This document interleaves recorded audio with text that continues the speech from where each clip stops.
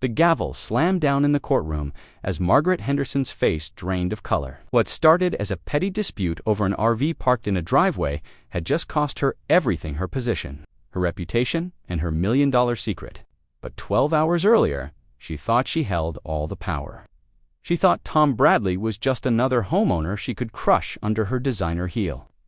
She had no idea that the quiet veteran in the faded flannel shirt was about to turn her perfectly ordered world into ashes. Tom Bradley's hands trembled as he inserted the key into the ignition of his 2018 Winnebago Vista. The engine turned over with a satisfying rumble, and for the first time in 3 weeks, he felt something approaching peace. The RV had been his sanctuary during the worst period of his life, a mobile refuge where he could escape the suffocating walls of his empty house and the memories that lurked in every corner. His wife Sarah had been gone for 6 months now. Cancer had taken her with the same ruthless efficiency she'd once applied to organizing their garage or planning their anniversary trips. The trips they'd planned to take in this very RV, the one they'd saved for 3 years to buy, working double shifts and skipping vacations just to afford the down payment. Tom pulled into his driveway at 1247 Maple Creek Drive, the same driveway where he'd lived for 15 years, where he'd taught his daughter Emma to ride a bike, where Sarah had painted hopscotch squares that had faded but never quite disappeared. The neighborhood was quiet in the golden hour of late afternoon, sprinklers whispering across manicured lawns, the distant sound of children playing in backyards. He'd been on the road for 4 days visiting Emma at college 3 states away. She'd been worried about him, kept asking if he was eating enough, sleeping enough, taking care of himself. He'd lied and said he was fine, but the truth was that coming home to the empty house felt like drowning. The RV gave him options. He could park it in the driveway and sleep there when the silence inside became too much. Or he could just drive until the pain felt manageable again. Tom was unloading groceries from the RV's side compartment when he heard the sharp click of heels on pavement. He turned to see Margaret Henderson approaching, her silver hair pulled back in a severe bun, her lips pressed into a thin line that had become her default expression since being elected HOA president 2 years ago. "Mr. Bradley," she said, her voice carrying the authority of someone accustomed to being obeyed without question. "I need to speak with you about this ... vehicle." Tom straightened a bag of groceries in each hand. "Hello, Margaret. What can I do for you? You can remove this eyesore from your driveway immediately." She gestured dismissively at the RV. "It's a direct violation of our community guidelines. Recreational vehicles are not permitted to be parked in driveways for more than 20 hours. Tom set down the groceries carefully. "I've been here for about 3 hours, Margaret, and I've lived in this neighborhood for 15 years. I think I know the rules. The rules have been updated." Margaret produced a tablet from her expensive handbag and began scrolling through documents.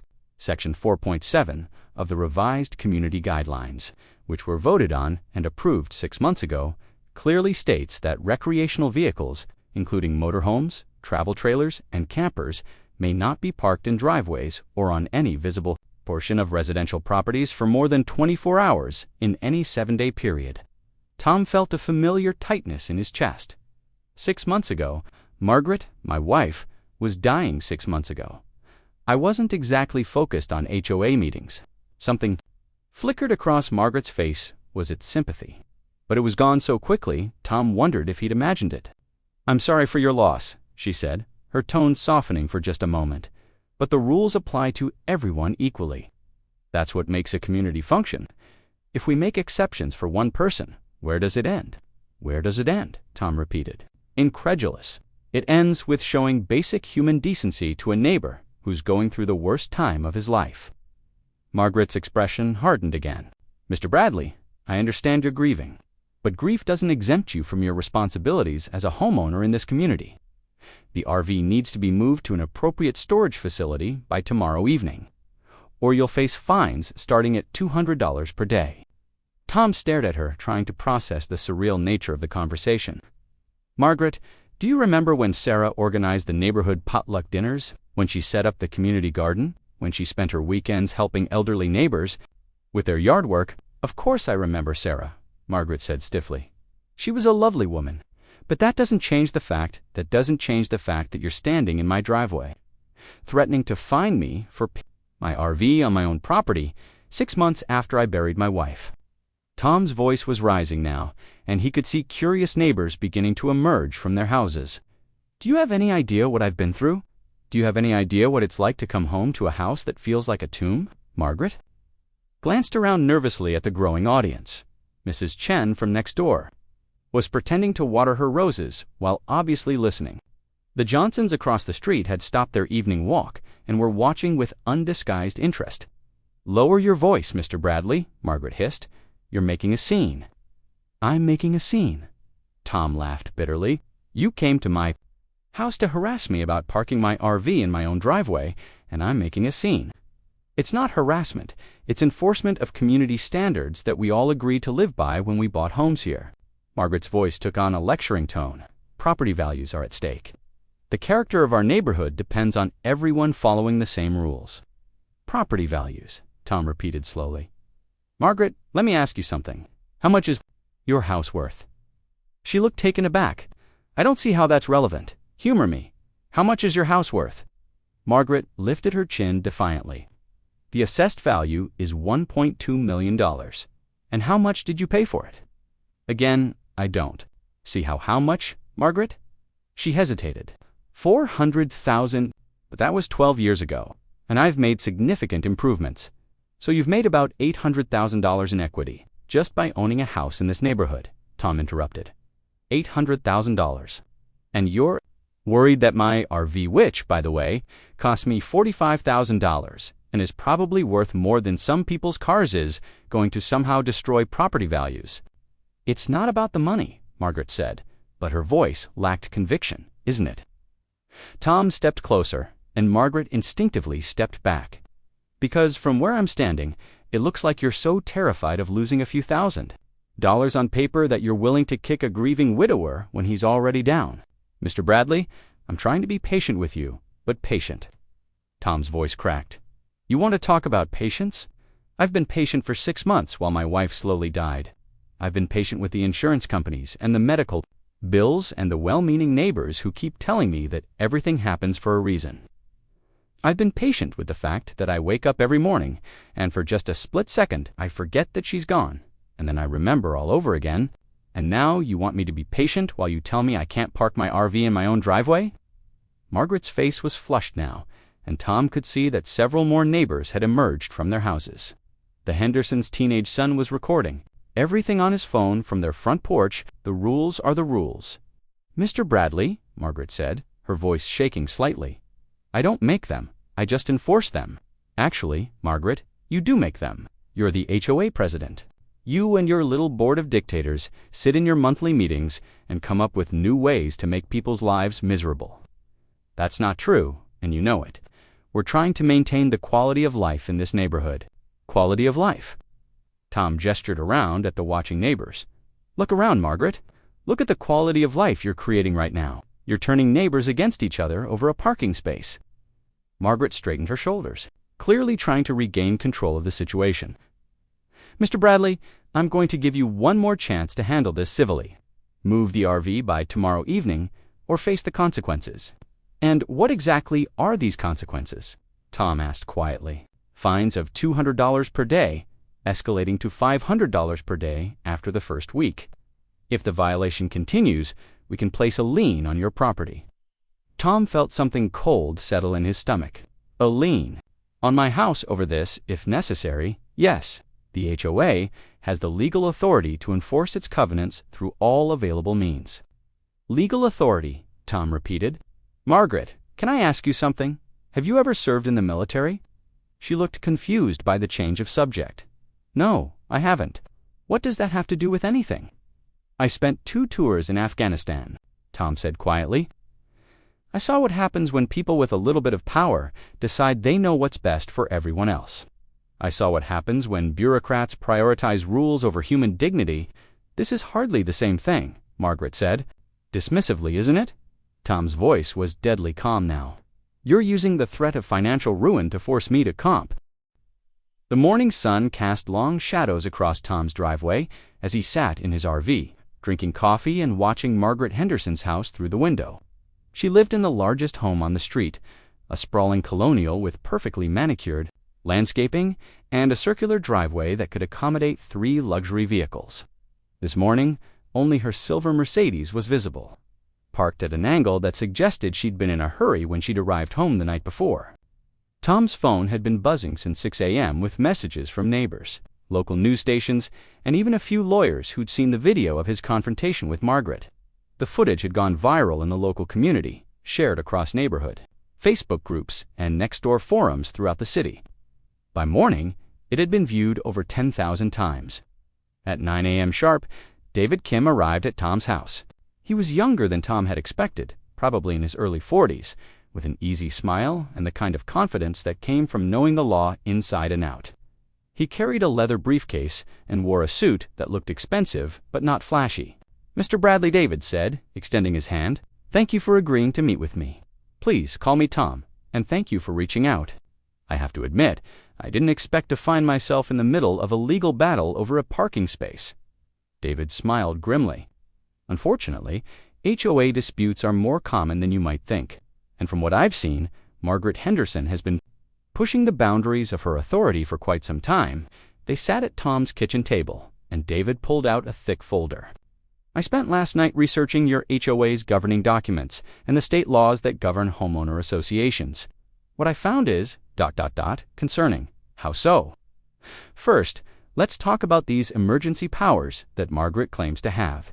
According to Virginia state law, emergency powers can only be invoked in cases of genuine emergency natural disasters, immediate threats to health and safety, that sort of thing. They can't be used to circumvent the normal rulemaking process just because the HOA president doesn't like something." Tom felt a spark of hope. So she doesn't have the authority to make up new rules on the spot. Not legally, no.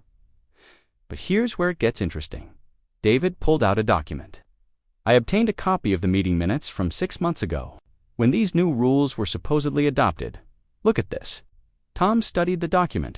The minutes were sparse, containing only basic information about who was present and what was voted on.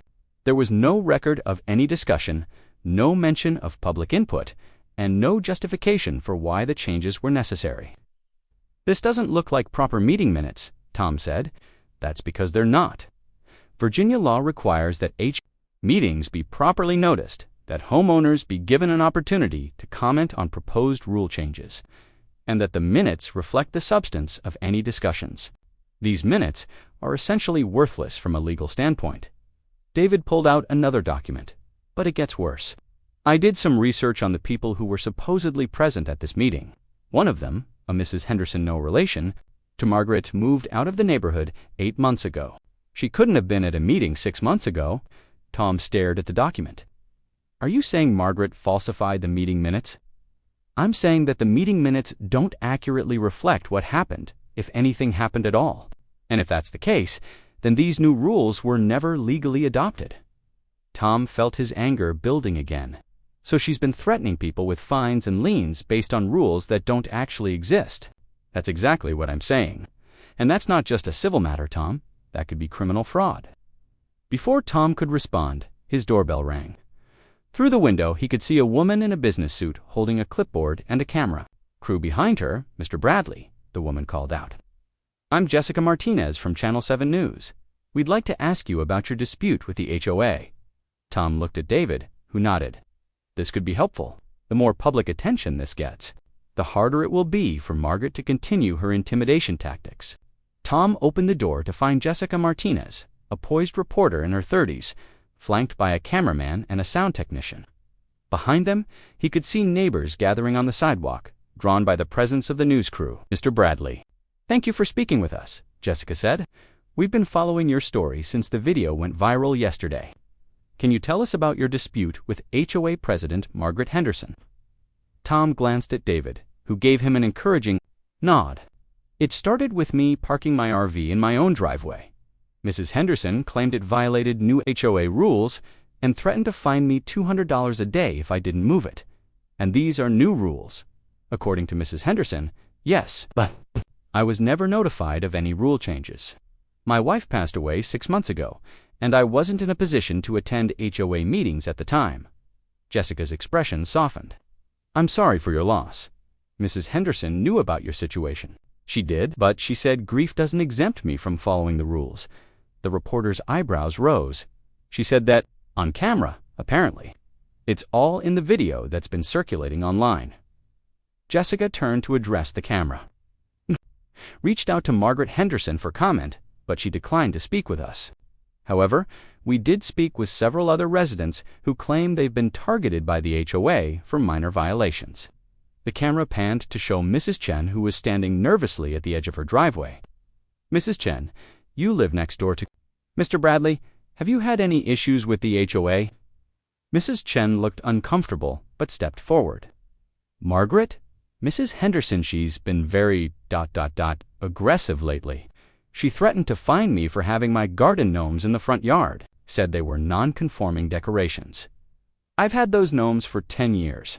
The reporter turned back to Tom. Mr. Bradley, what do you plan to do about this situation? Tom looked directly into the camera. I'm going to fight this, not just for me, but for every neighbor who's been bullied and intimidated by someone, who's forgotten that being HOA president means serving the community, not ruling it. After the news crew left, Tom and David returned to the kitchen to continue their discussion. But before they could sit down, Tom's phone rang. It was an unknown number. Hello, Mr. Bradley. This is Margaret Henderson. Her voice was tense, controlled. I think we need to talk. Tom put the phone on speaker so David could hear.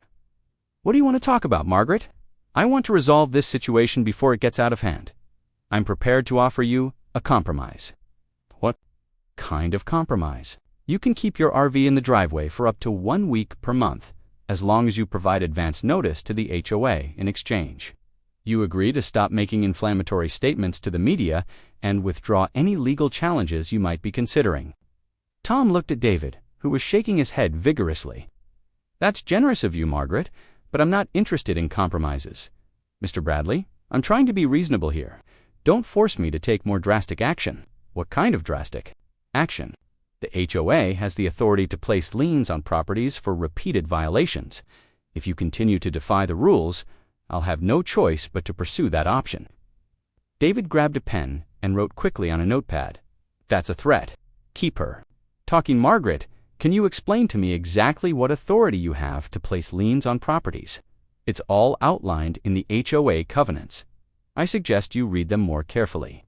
I have read them, but I've also been researching the legal requirements for HOA rule changes. Tell me, Margaret, when exactly did you notify all homeowners about these new rules? There was a long pause. The rules were properly adopted according to HOA procedures. That's not what I asked. When did you notify homeowners about the proposed changes? Notifications were sent according to the established process by mail, email, posted on the website. Another pause. Mr. Bradley, I don't have to justify our procedures to you. The rules are in effect, and you need to comply with them. Actually, Margaret, you do have to justify your procedures. Because if these rules weren't properly adopted, then they're not legally binding. Are you threatening me, Mr. Bradley? Tom felt his temper flare. I'm not threatening anyone. I'm simply standing up for my rights as a homeowner and a member of this community. Your rights don't supersede the rules of the HOA. And your authority as HOA president doesn't give you the right to make up rules as you go along. I haven't made up any rules. Everything I've done has been within my authority. David wrote another note. Ask her about the emergency powers. Margaret, can you explain to me under what circumstances you invoked emergency powers to adopt these new rules? The silence stretched so long that Tom thought she might have hung up. Finally she spoke, her voice cold and measured. Mr. Bradley, I can see that you're not interested in resolving this amicably. That's unfortunate. You have until 5 p.m. today to move your RV. If you don't, you'll face the consequences. What consequences? Specifically, $200 per day in fines, escalating to $500 per day after 1 week. If the fines go unpaid, the HOA will place a lien on your property, and if I challenge those fines, then you'll find out just how much legal authority the HOA actually has. The line went dead. Tom stared at his phone, then looked. The Maple Creek Elementary School cafeteria had never hosted a gathering like this. By 6:45 p.m., every folding chair was occupied, and dozens of residents stood along the walls. Tom estimated that nearly 200 people had shown up. More than had attended any HOA meeting in the neighborhood's history. The air buzzed with nervous energy and suppressed anger as neighbors who had barely spoken to each other in years found themselves united by a common enemy. Tom sat in the front row next to David Kim, watching as more people filed through the doors. He recognized most of the faces, but many looked different than he'd ever seen them, harder, more determined. These weren't the polite, conflict-avoiding suburbanites who typically populated HOA meetings. These were people who'd reached their breaking point. Margaret Henderson was nowhere to be seen. At exactly 7 p.m., Carol Peterson stood up and walked to the front of the room. She'd agreed to moderate the meeting, and her hands shook slightly as she adjusted the microphone that someone had borrowed from the school's AV department. "Thank you all for coming," Carol began, her voice echoing in the large space. "I know this is unusual, but these are unusual circumstances. We're here because many of us feel that our HOA has stopped serving the community and has instead become a tool for harassment and intimidation." A murmur of agreement rippled through the crowd. "Before we begin, I want to make something clear. This is not an official HOA meeting. We don't have the authority to vote on anything binding, but we do have the right as homeowners to discuss issues that affect our community and to plan our response." Tom stood up when Carol nodded to him. He'd spent the morning preparing what he wanted to say, but now, facing this sea of expectant faces, the prepared speech felt inadequate. "6 months ago, I lost my wife to cancer," he began simply. 3 days ago, I parked my RV in my driveway and got threatened with fines and legal action by our HOA president. But this isn't really about my RV, and it's not really about parking rules." Tom paused, looking out at the crowd. "This is about what kind of community we want to live in. Do we want to live in a place where neighbors help each other through difficult times? Or do we want to live in a place where petty tyrants use technicalities to terrorize people who are already struggling?" Several people applauded, and Tom felt his confidence growing. "Yesterday, I learned some disturbing things about how our HOA has been operating. The rules that Margaret Henderson has been enforcing may have been adopted illegally. The management company that collects our fines and fees is owned by her brother-in-law, and she's been systematically targeting vulnerable residents while giving her friends a pass on the same violations." The murmur in the room grew louder, angrier. "But what really disturbs me is how afraid we've all become. How many of you have been threatened or harassed by Margaret Henderson but were afraid to speak up?" Hands began rising throughout the room. First a few, then dozens, then more than half the people present. "That ends tonight," Tom said firmly. "We're going to take our neighborhood back." When Tom sat down, David Kim stood up and provided a legal analysis of the HOA's recent actions. He explained the requirements for adopting new rules, the limitations on emergency powers, and the potential criminal liability for using an HOA position for personal financial gain. "What Mrs. Henderson has been doing isn't just wrong," David concluded. "It may be illegal, and if it is, every fine she's imposed, every threat she's made, could be reversed." One by one, neighbors began standing up to share their experiences. Mrs. Patterson, the elderly widow Margaret had targeted after her husband's death, spoke about being threatened with fines for dandelions in her lawn dandelions that had been there for years without complaint until her husband died and she became vulnerable. The Patel family described being harassed about their garbage can placement, with Margaret showing up at their door at 6 a.m. to document violations. The Johnsons talked about being threatened with fines for their children's chalk drawings on the sidewalk. But it was the testimony of Maria Santos that brought the room to complete silence. "Mrs. Henderson came to my house 3 weeks ago," Maria said, her voice barely above a whisper. "She said my garden violated the new landscaping rules. She gave me 48 hours to remove all my vegetables and replant with approved flowers." Maria's voice grew stronger. "I told her I couldn't afford to replant my entire garden. We grow vegetables to help feed our family. She said that wasn't her problem, and if I didn't comply, she'd fine me $500. The room erupted in angry voices. Someone shouted, "She can't do that." Another person yelled, "That's extortion." Carol called for order, and Maria continued, "I was so scared. I spent my grocery money hiring someone to dig up my vegetables. My children asked me why we couldn't grow our own food anymore, and I didn't know what to tell them." Tom felt his hands clench into fists. Margaret hadn't just been power-hungry, she'd been cruel, targeting the most vulnerable people in the community and forcing them to choose between basic necessities and avoiding harassment. "Maria," David Kim called out, "did Mrs. Henderson give you any written documentation of these new landscaping rules?" "No," she said, "she didn't need to. She said I could look them up myself if I wanted." David made notes on his legal pad. "And did you find these rules when you looked them up?" "I don't have a computer. I asked Mrs. Chen to help me look. But we couldn't find anything about vegetables being prohibited." David looked grim. "That's because no such rules exist. Mrs. Henderson appears to have made them up on the spot."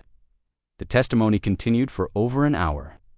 Story after story of Margaret's increasingly aggressive enforcement, her selective application of rules, and her apparent joy in making people's lives miserable.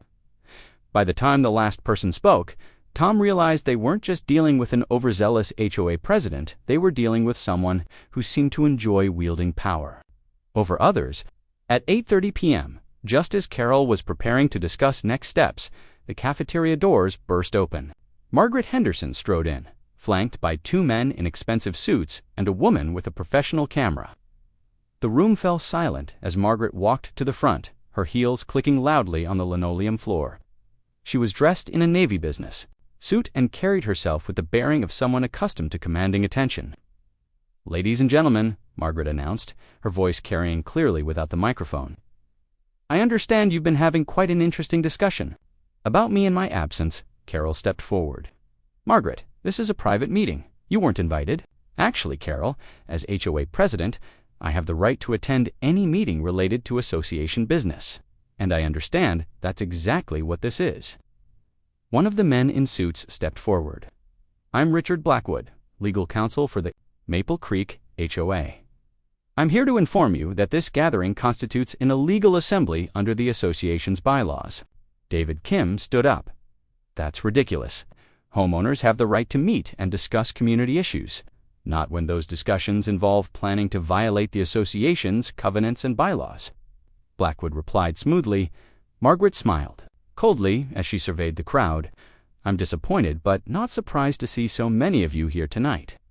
It seems that some residents have forgotten that living in a deed-restricted community means following rules, even when you don't like them." Tom stood up slowly. "Margaret, I think you're the one who's forgotten something." "And what's that, Mr. Bradley? You work for us. We don't work for you." Margaret's smile faltered slightly. "I serve the community by ensuring that our property values and quality of life are protected, something that requires making difficult decisions that not everyone will appreciate." "You serve yourself," Tom shot back. "You've been using your position to funnel money to your brother-in-law's management company while terrorizing your neighbors." The lawyer stepped forward again. "Mr. Bradley, you're making serious accusations without evidence. I'd be very careful about making defamatory statements." David Kim interjected. "Truth is an absolute defense to defamation, and we have plenty of evidence." Margaret's composure cracked slightly. "What evidence?" David pulled out a folder. "Financial records showing a 400% increase in fines and fees since you became president. Meeting minutes that appear to have been falsified. Testimony from former board members about your abuse of emergency powers, and documentation showing that Prestige Property, management owned by your brother-in-law, has received over $200,000 in additional revenue from increased enforcement actions." The room erupted in angry voices. Someone shouted, $200,000. Another person yelled, "She's been stealing from us." Margaret's face had gone pale, but she recovered quickly. "Those are serious accusations, Mr. Kim. I hope you're prepared to back them up in court." "Actually," said a new voice from the back of the room, "we are." Everyone turned to see Jessica Martinez from Channel 7 News walking down the center aisle, followed by a camera crew. "Mrs. Henderson, we've been investigating your management of the HOA for the past week. We'd like to ask you some questions." Margaret looked trapped. "I don't have to answer questions from the media." "No, you don't," Jessica agreed. "But the State Attorney General's office might be very interested in these financial irregularities we've